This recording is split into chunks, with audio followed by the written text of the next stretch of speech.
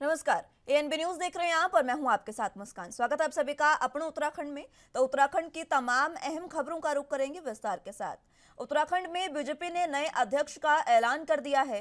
बीते काफी दिनों से यूपी और उत्तराखंड में नए प्रदेश अध्यक्ष के नाम को लेकर अटकलें चल रही थी। हालांकि अभी पार्टी ने केवल उत्तराखंड में ही नए प्रदेश अध्यक्ष के नाम का ऐलान किया। बीजेपी ने महेंद्र भट्ट को राज्य में पार्टी का नया अध्यक्ष बनाया है। उत्तराखंड में नए पार्टी अध्यक्ष का ऐलान बीजेपी के राष्ट्रीय महासचिव अरुण सिंह द्वारा जारी चिट्ठी में किया गया। 30 जुलाई को जारी हुई इस चिट्ठी में लिखा हुआ है, बीजेपी के राष्ट्रीय अध्यक्ष जेपी नड्डा ने महेंद्र भट्ट को उत्तराखंड बीजेपी का प्रदेश अध्यक्ष नियुक्त किया। ये नियुक्ति तत्काल प्रभाव से लागू होगी। इसी कड़ी में बीजेपी के नए प्रदेश अध्यक्ष महेंद्र भट्ट आज पूर्व अध्यक्ष मदन कौशिक से भी मिलने उनके आवास पर पहुंचे, जहां उन्होंने पार्टी आलाकमान को धन्यवाद दिया और पार्टी आलाकमान ने उन्हें महत्वपूर्ण जिम्मेदारी दी है। उनके अनुसार उनकी कोशिश रहेगी कि पार्टी को और ज्यादा मजबूत किया जाए।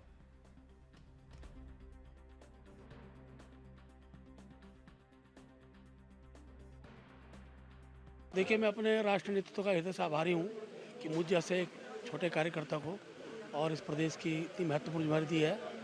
और मैं विश्वास दिलाता हूँ कि जो अपेक्षाएं संगठन की मुझसे, उन अपेक्षाओं में खड़ा उतर सकूँ, उसके लिए रात दिन प्रयास करने की आवश्यकता है, कार्यकर्ताओं में उत्साह भरने की आवश्यकता है। और मैं कह सकता हूँ, आने वाला जो चाहे हरिद्वार का पंचायत का चुनाव हो, चाहे लोकसभा चुनाव हो, भारतीय जनता पार्टी अपनी शिखर पर यहाँ पर रहेगी। आप यूथ के भी अध्यक्ष रहे हैं, यूथ में भी आपको मजबूती भरनी है, किस तरह देखते हैं और आने वाले दिनों में क्या क्या आपके प्लान्स हैं? देखिए, युवा नेतृत्व का करने का मुझे अवसर मिला। मैं प्रदेश का अध्यक्ष रहा यूथ मोर्चे का। ये सब कार्यकर्ताओं में उत्साह है, युवा साथियों में उत्साह है और सब प्रकार से हम कह सकते हैं भविष्य के अंदर चीज़ों को आगे बढ़ाएंगे। राष्ट्रीय आलाकमान को किस तरीके से धन्यवाद? देखिए, राष्ट्रीय आलाकमान का आशीर्वाद रहता है और हम तो उनसे मार्गदर्शन में चलते हैं। जो भी मार्गदर्शन को मिलता रहेगा उसमें हम आगे बढ़ेंगे। ये तो ग्राफिक्स के जरिए आपको बता रहे हैं कि आखिर महेंद्र भट्ट कौन है। 1991 से 1996 तक एबीवीपी के वो सदस्य रहे। 1994 से 1998 तक एबीवीपी में विभाग संगठन मंत्री टिहरी का कार्यभार संभाला। 1998 से 2000 तक भाजयुमो के प्रदेश सचिव रहे हैं महेंद्र भट्ट। 2000 से 2002 तक भाजयुमो प्रदेश महासचिव का कार्यभार उन्होंने संभाला और उसके बाद उन्होंने 2002 से 2004 तक भाजयुमो के प्रदेश अध्यक्ष का भी पदभार संभाला। भाजयुमो राष्ट्रीय कार्यकारिणी सदस्य और हिमाचल प्रदेश प्रभारी भी इस दौरान वो रहे। इसी के साथ 2007 से 2020 तक बीजेपी के प्रदेश सचिव भी यानी उत्तराखंड के सचिव रह चुके हैं महेंद्र भट्ट। 2012 से 2014 तक गढ़वाल संयोजक और 2015 से 2020 तक भी उन्होंने कार्यभार संभाला। 2002 से 2007 तक नंदप्रयाग में विधायक वो रहे। 2017 में बद्रीनाथ विधानसभा से वो विधायक बने और उसके बाद 2022 की बात करें तो बद्रीनाथ विधानसभा से चुनाव उन्होंने जीता, लेकिन यहां पर उनकी हार हुई और अब उनको बीजेपी ने भरोसा जताते हुए प्रदेश की कमान सौंप दी है।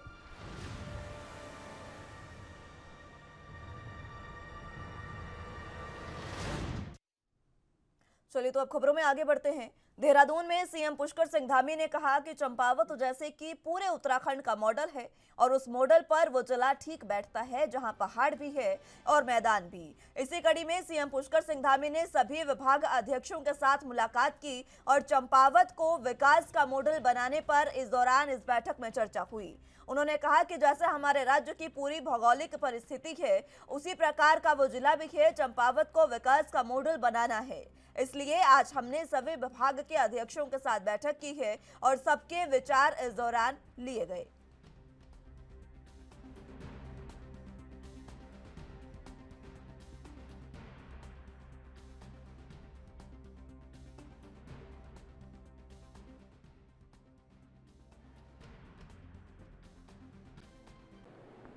चंपावत चूँकि पूरे उत्तराखंड का जैसा मॉडल है, उस मॉडल पर वो ज़िला फिट बैठता है जहाँ पहाड़ भी है, मैदान भी है, तराई भी है।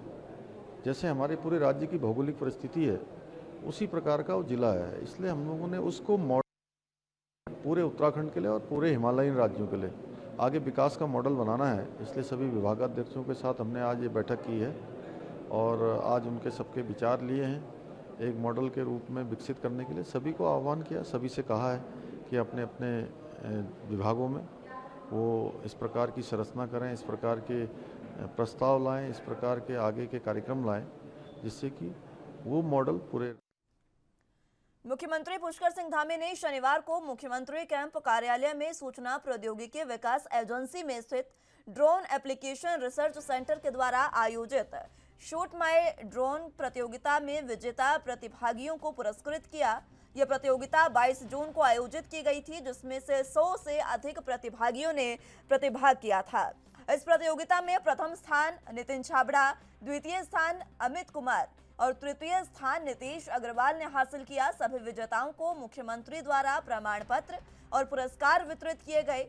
मुख्यमंत्री ने इस दौरान कहा कि आने वाले समय में उत्तराखंड सरकार DARC के माध्यम से ड्रोन पायलट की ट्रेनिंग कराएगा और समस्त ड्रोन पायलटों को ड्रोन मित्र के तहत सूचीबद्ध कर रोजगार उपलब्ध कराया जाएगा।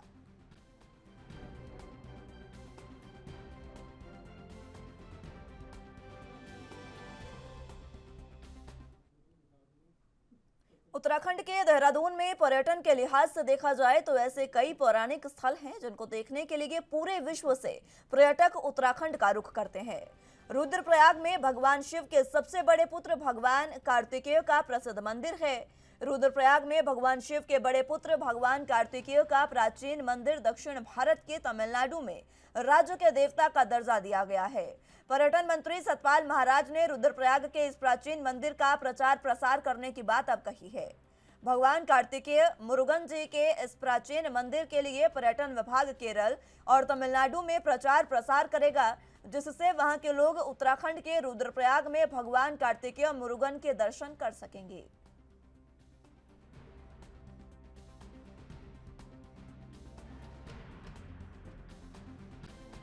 एक महत्वपूर्ण स्थल जिसको हम कार्तिकेय स्वामी कहते हैं, उसका हम प्रचार प्रसार करने जा रहे हैं। और आपके केरला में और तमिलनाडु में मुरुगन स्वामी को, कार्तिकेय स्वामी को बहुत उनकी मान्यता है, उनको माना जाता है। तो निश्चित रूप में यहाँ से कार्तिकेय स्वामी जब माता पार्वती से नाराज़ हो गए और उन्होंने कहा कि मैं तो पृथ्वी की परिक्रमा करके आया हूँ आपके पास, आपने गणेश को सबका मुखिया बना दिया, तो यहाँ से वो फिर साउथ चले जाते हैं। तो वो कार्तिकेय स्वामी एक ऐसा स्थल है जहाँ पर उन्होंने पूजा उपासना की, उसको निश्चित रूप में हम उत्तराखंड के देहरादून में रहने वाले ऐसे बच्चे जिनका बचपन स्लम एरिया में खो जाता है या कूड़ा बीनने जैसे कई काम इन बच्चों को करने पड़ते हैं, ऐसे बच्चों को समाज की मुख्य धारा से जोड़ने के लिए राज्य महिला और बाल विकास मंत्रालय ने इससे संबंधित सभी विभागों के अधिकारियों की समीक्षा बैठक की। बाल विकास मंत्री रेखा आर्य ने सभी विभागीय अधिकारियों राज्य के स्ट्रीट चिल्ड्रन के पुनर्वास के लिए नीति बनाने के निर्देश उन्हें दिए। रेखा आर्य ने कहा कि जल्द ही स्ट्रीट चिल्ड्रन इसके लिए विभाग अपनी नीति तैयार करेगा और बच्चों के चिन्हीकरण का काम भी किया जाएगा। इसके लिए कई विभागों से सहयोग भी लिया जाएगा।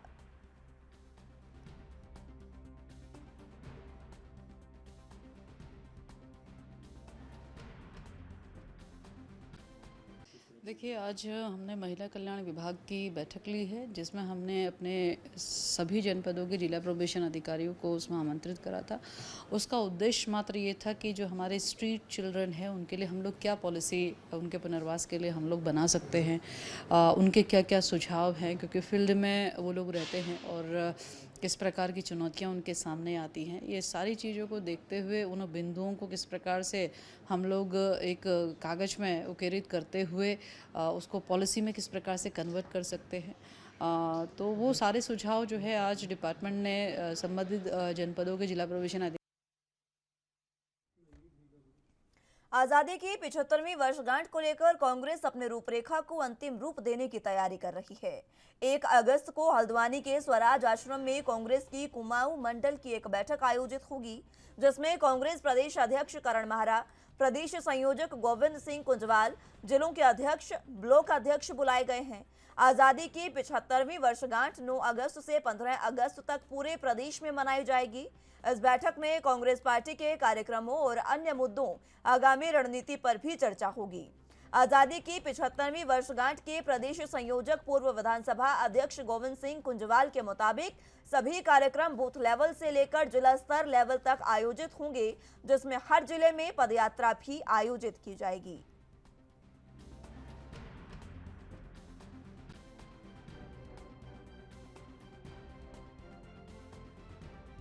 देखिए, ये वर्ष हमारा आज़ादी का 75वां वर्ष है और 1947 के बाद 25 साल में हमने आज़ादी का वर्ष मनाया था बड़े धूमधाम से। उसके बाद 50 साल में मनाया था और ये 75वां वर्ष गांठ हम मनाने जा रहे हैं।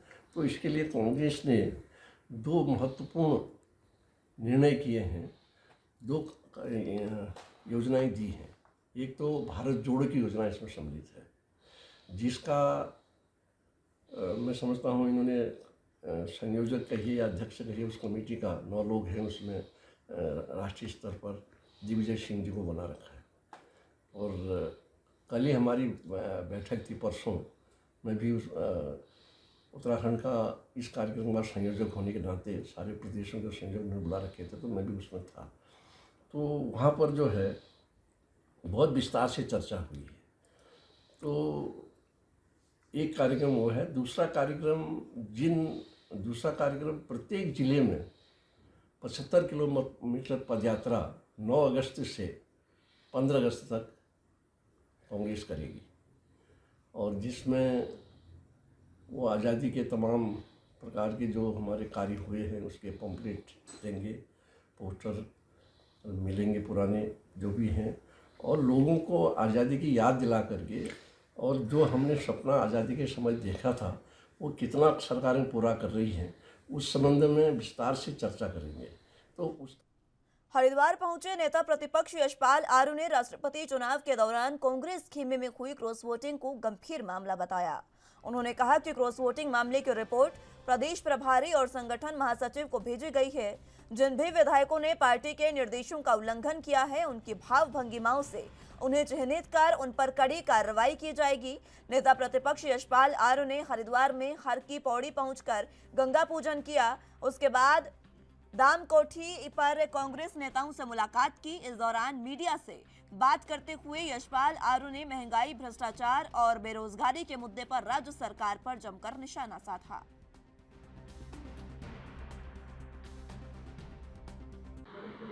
हमने पूरी विस्तृत रिपोर्ट प्रदेश प्रभारी को और जो हमारे संगठन महामंत्री हैं उन्हें भी प्रस्तुत की है, भेजी है। और निश्चित रूप से हम लोग चिन्हित करने जा रहे हैं। यह विषय बहुत गंभीर भी है और पार्टी के जो निर्देश हैं उसका खुला उल्लंघन भी है, अवमानना भी है, अवहेलना भी है। इसको पार्टी ने गंभीरता से लिया है। कोशिश करेंगे कि उन्हें चिन्हित कैसे किया जाए, इस बारे में भी बातचीत हो रही है। उनके भाव भंगिमा, उनके हाव भाव, उनकी एक्टिविटीज आगे भविष्य की तो चिन्हित कर लिया जाएगा। और कार्रवाई होगी। देखिए, जो पार्टी के आदेशों की अवहेलना करता है, इसमें व्हिप जारी नहीं हुआ है, जारी नहीं होता है, लेकिन निश्चित रूप से जो पार्टी का फैसला है उसका अगर कोई उसकी अवहेलना करता है तो पार्टी उसका संज्ञान भी लेती है। उसके खिलाफ कड़ी से कड़ी कार्रवाई भी उसमें निश्चित रूप।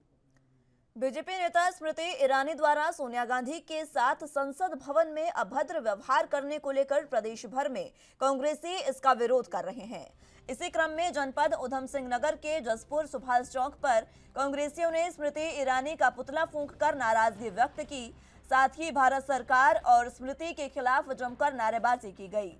इस दौरान यूथ कांग्रेस प्रदेश प्रवक्ता शुभचंद ने स्मृति ईरानी पर आरोप लगाते हुए कहा कि बीजेपी बीते रोज संसद में सोनिया गांधी के साथ जो अभद्र व्यवहार किया गया, हम उसकी निंदा करते हैं। कांग्रेसियों ने आरोप लगाया कि स्मृति ईरानी अपनी बेटी का गुस्सा कांग्रेस के नेताओं के ऊपर निकालना चाहती है। उन्होंने कहा कि जो गलती सोनिया गांधी ने नहीं की, वो गलती सोनिया गांधी के ऊपर डालकर उन्हें परेशान किया जा रहा है। जिसके द्वारा गलती की गई, उनके द्वारा माफी मांग ली गई है। जबरदस्ती सोनिया गांधी के साथ अभद्र व्यवहार किया जा रहा है।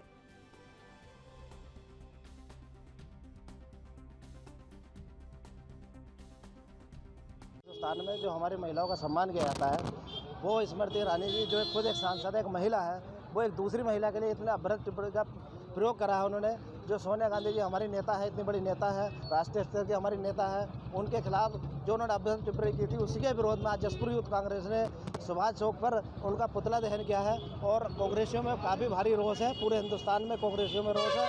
और हम इसके लिए सड़कों पर जहाँ जहाँ हमें ज़रूरत पड़ेगी हम जगह जगह आंदोलन करेंगे और भाजपा सरकार के खिलाफ हम आंदोलन करेंगे। और स्मृति ईरानी जी का इसलिए हमने पुतला दहन किया है। ईरानी जी का पुतला इसलिए फूका गया है, कल उन्होंने संसद में जो सोनिया गांधी के साथ, जो हमारी जो नेता है सोनिया गांधी जी, उनके साथ जो अभद्र व्यवहार किया है, आज उसी के विरोध में हमने स्मृति ईरानी का पुतला फूका है। और स्मृति ईरानी अपनी बेटी की खुंदस कांग्रेस के नेताओं को ऊपर उतारना चाहती हैं, क्योंकि वो अपनी बेटी को बचाना चाह रही थी। जी, आपने वो पूरा प्रकरण आपके सामने, आप सब जानते हैं। और मैं आपको बताना चाहता हूँ, स्मृति ईरानी जी कभी सिलेंडर के बारे में नहीं बोलेंगे कि कितना महंगा हो गया। जब 2014 से पहले स्मृति ईरानी जी धरना लेके बैठ जाती थी, सिलेंडर लेके बैठ जाती थी, खूब हाय हाय हुल्ला हुल्ला करती थी। आज लेकिन उन्हें गरीब की आवाज़ नहीं दिखाई दे रही है कि गरीब कितना परेशान है महंगाई से, वो इसके ऊपर कुछ नहीं बोलेंगी। लेकिन जो गलती सोनिया गांधी जी ने नहीं करी है, उस गलती को वो सोनिया गांधी जी के ऊपर डालकर उनको परेशान कर रही हैं, उनके साथ अभद्र व्यवहार कर रही हैं। हमारे नेता से माना किसी से गलती हुई, उन्होंने उसकी माफ़ी मांगी, लेकिन वो गलती सोनिया गांधी जी से नहीं हुई है। मान लीजिए किसी ने हत्या करी, जरूरी नहीं है कि हत्या जिस व्यक्ति ने करी है उसके परिवार वालों को उसकी सजा मिलनी चाहिए। इसलिए मैं आपसे कह रहा हूं कि गलती जिसने करी है उसने माफ़ी मांग ली है। स्मृति ईरानी जी ने सोनिया गांधी जी के साथ जो अभद्र व्यवहार किया और जो उनके साथ लूज टॉकिंग करी, वो बिल्कुल निंदनीय है, वो कहीं से कहीं माफ़ करने लायक नहीं है। इसलिए आज पूरा देश का कांग्रेसी कार्यकर्ता सड़कों पर उतर के स्मृति ईरानी जी का पुतला दहन करके अपना विरोध प्रदर्शन दर्ज कर। बुलेटिन में फिलहाल वक्त एक छोटे से ब्रेक का है, फौरन हाजिर होंगे।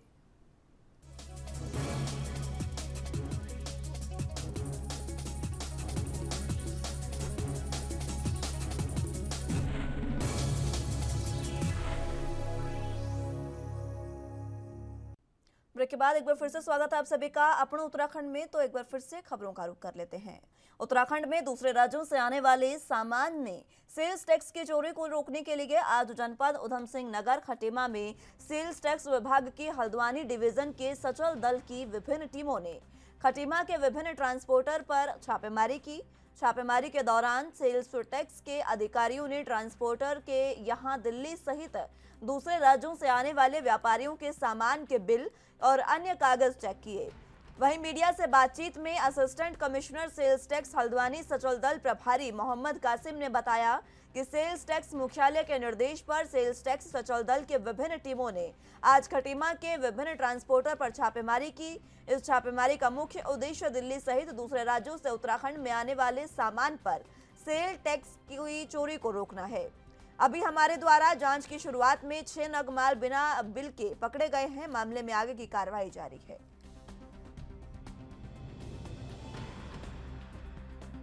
मुख्यालय राज्य कर मुख्यालय देहरादून के दिए गए निर्देशों के क्रम में आज यहाँ पर ट्रांसपोर्टरों की यहाँ जाँच औचक जाँच की खटीमा में। उसके क्रम में श्री अग्रवाल ट्रांसपोर्ट कंपनी खटीमा में आज निरीक्षण किया गया, जिसमें कुछ नग पाए गए हैं बिना बिल के, उनको अलग कर लिया गया है। अभिगति कार्रवाई कर ली गई है, जुर्माने की कार्रवाई चल रही है। रैंडम चेकिंग है, आदेशों के क्रम में है शिकायत। उत्तराखंड के देहरादून में एसएसपी दिलीप सिंह कुंवर की ओर से प्रेस वार्ता का आयोजन किया गया। एसएसपी ने पत्रकारों को जानकारी देते हुए बताया कि कोतवाली नगर में एक लिखित तहरीर दी गई थी, जिसमें उन्होंने बताया कि ऑनलाइन कंपनी के नाम पर लाखों की ठगी की गई थी, जिसके बाद वरिष्ठ पुलिस अधीक्षक द्वारा आरोपी को पकड़ने के दिशा निर्देश भी दिए गए। आरोपी रणधीर कुमार पर वरिष्ठ पुलिस अधीक्षक की ओर से 20,000 रुपए का इनाम भी रखा गया था।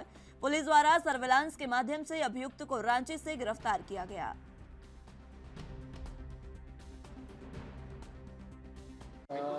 राहुल सेतिया जी हैं, ये जो एक basicfirst.com के नाम से ऑनलाइन क्लासेस की यहाँ पर एक व्यवस्था की गई थी। उसमें ये डिस्ट्रीब्यूटरशिप राहुल सेतिया जी थे और उनको जो है लगभग जो भी कैंडिडेट वहाँ पर हैं, पार्टिसिपेंट्स हैं, उनको 700 रुपये का एक टैबलेट देना था। तो इसने टैबलेट दिया नहीं। ये राहुल रणधीर कुमार प्रियदर्शी है जो इनामी बदमाश है, ये बंदा यहाँ से भाग गया और 2021 जनवरी की घटना है ये। और 20,000 का इनामी है और इसको हमारी टीम ने 24 तारीख को रांची में चंपावत पुलिस प्रशासन ने क्षेत्र से होने वाली चरस की तस्करी को रोकने के लिए विशेष अभियान चलाया है। एसपी देवेंद्र पिंचा के निर्देशानुसार चलाए जा रहे ऑपरेशन क्रैकडाउन के तहत चंपावत संयुक्त पुलिस टीम के द्वारा चंपावत के चौड़ाडेक, कोलीडेक और विशंगू जैसे ग्रामीण क्षेत्रों में जाकर ग्रामवासियों द्वारा अवैध रूप से उगाई गई लगभग 25 नाली भूमि से भांग की खेती को नष्ट किया गया। चंपावत के एसपी देवेंद्र पिंचा ने मीडिया को जानकारी देते हुए बताया कि क्षेत्र में नशे के कारोबार के खिलाफ चंपावत पुलिस का अभियान जारी है, जिसके तहत पुलिस टीम के द्वारा अवैध भांग की खेती को नष्ट किया जा रहा है। साथ ही ग्राम वासियों को भांग की खेती के दुष्परिणामों के बारे में जागरूक करते हुए भांग की खेती नहीं करने के बारे में जागरूक किया जा रहा है।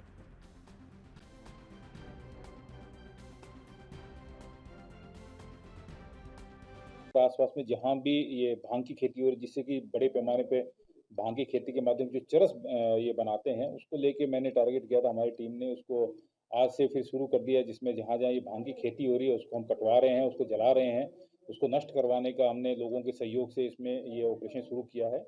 और साथ साथ में जो स्मैक और ये चरस के जो भी तस्कर है उसको भी काफ़ी मात्रा में इस बीच में पकड़ा है। तो फिलहाल अभी हमने भांग की खेती जो हो रही है उसको नष्ट करने पर काफ़ी अभी हमने ध्यान दे रखा है। मैं लोगों से भी अपील करूंगा कि इस तरह की ये जो गलत चीज़ें हैं उसके ऊपर वो आगे ना आए और यथासंभव पब्लिक के। लक्सर विकासखंड अंतर्गत हुसैनपुर ग्राम पंचायत के मुटकाबाद गांव से पिछले लंबे समय से गांव में सफाई का कार्य नहीं हुआ है, लेकिन फिर भी गांव में खर्च का बोर्ड लगा दिया गया, जिसे देखकर ग्रामीण हैरान हैं, जो कि काफी चर्चा का विषय बना हुआ है। ग्रामीणों का आरोप है कि विकासखंड लक्सर में हुसैनपुर गांव पंचायत के मुटकाबाद गांव में नाले और नालियों की साफ सफाई पिछले काफी लंबे समय से नहीं हुई, लेकिन गांव में विभाग द्वारा दीवारों पर पेंट कराकर एक बोर्ड चस्पा कर नालियों और नाले की सफाई कार्य में लगभग 50,000 रुपए की लागत दर्शा दी गई है, जबकि ग्रामीणों का कहना है कि गांव के अंदर नालियों से गंदगी हटाई नहीं गई है, नालियां अभी भी गंदगी से हटी हैं और इससे बीमारियां पनप रही हैं।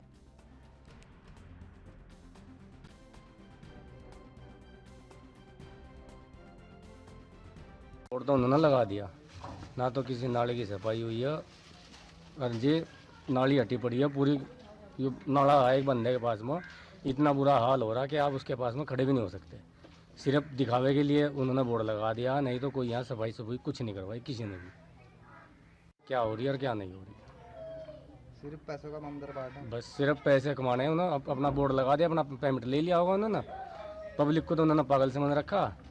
अपना कोई आवाज़ उठाओ तो उसकी आवाज़ वहीं की वहीं दब जा, कोई आगे तक उसकी बात को कोई बचाता नहीं है।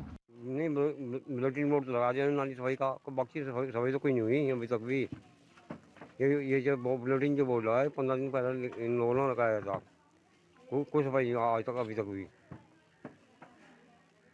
सफाई वाली बात है, मैं वीडियो साहब के सामने यह बात रखी। वीडियो साहब ने कहा कि मैं इस समस्या का समाधान करूँगा। ये शिकायत लोगों को शिकायत जाएगी, ग्राम पंचायत विकास में दिखाई है।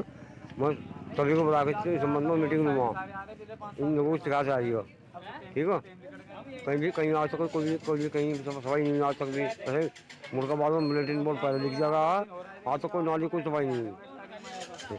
संबंध में पहले भी कई जगह की शिकायतें आई हैं। खंड विकास अधिकारी को व्यक्तिगत रूप से इसकी जांच करने के निर्देश दिए गए हैं और इस प्रकार की जो शिकायत है उसकी विधिवत जांच की जाएगी। यदि किसी ग्राम पंचायत विकास अधिकारी जिसके नाम ऑर्डर है उनके द्वारा अगर उसमें सही तरीके से काम नहीं किया गया तो उनके विरुद्ध कार्रवाई प्रस्तावित की जाएगी और पुनः उनसे जो धनराशि दी गई उसके अनुरूप।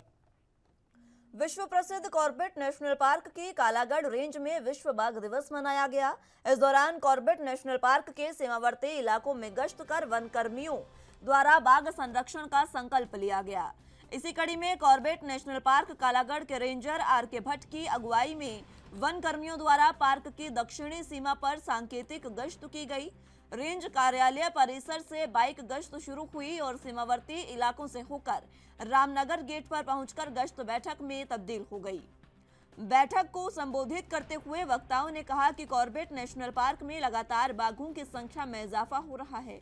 बाघों की बढ़ती संख्या और घनत्व कॉर्बेट प्रशासन की उपलब्धि में शुमार तो है, लेकिन बाघों की मौत और शिकार की घटनाएं पार्क प्रशासन के लिए चिंता का सबब बनती जा रही हैं। इसके अलावा बाघों की संख्या में इजाफा और वर्तमान संख्या को बरकरार रखना पार्क प्रशासन के लिए बड़ी चुनौती है।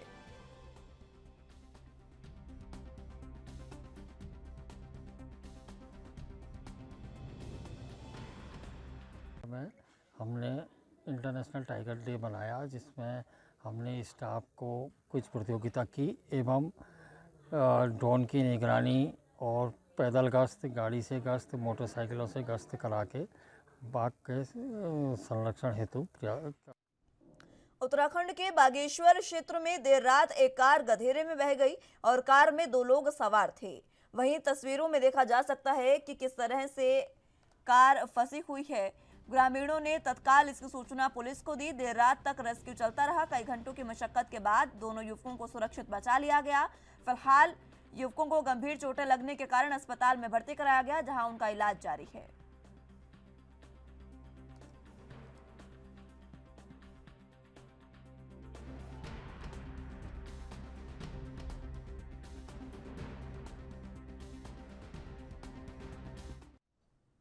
जनपद टिहरी गढ़वाल के मुनिकीरेती क्षेत्र में भद्रकाली से पीडब्ल्यूडी तिराहे को आने वाली ढालदार सड़क लगातार दुर्घटना का सबब बन रही है।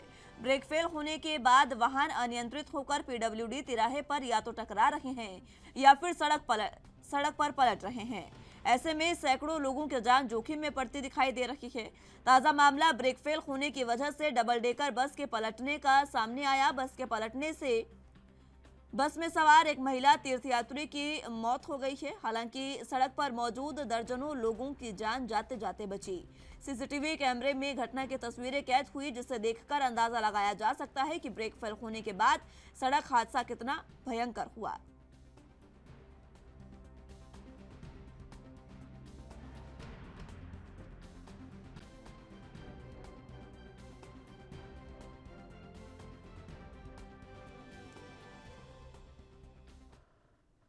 उत्तराखंड के ऋषिकेश में बैराज जलाशय से एसडीआरएफ की टीम ने शव बरामद किया। शव की शनाख्त नहीं हो पाई है। एसडीआरएफ के निरीक्षक कविंद्र सजवाण ने बताया कि लक्ष्मण झूला थाना पुलिस ने सूचना दी कि बैराज जलाशय में एक शव दिखाई दिया है। सूचना मिलते ही एसडीआरएफ की टीम मौके पर पहुंची। कड़ी मशक्कत के बाद बैराज जलाशय से शव को बाहर निकाला गया। उन्होंने कहा कि शव लगभग 20 से 25 दिन पुराना लग रहा है। आसपास के थाना क्षेत्रों में भी शव मिलने की जानकारी दे दी गई है।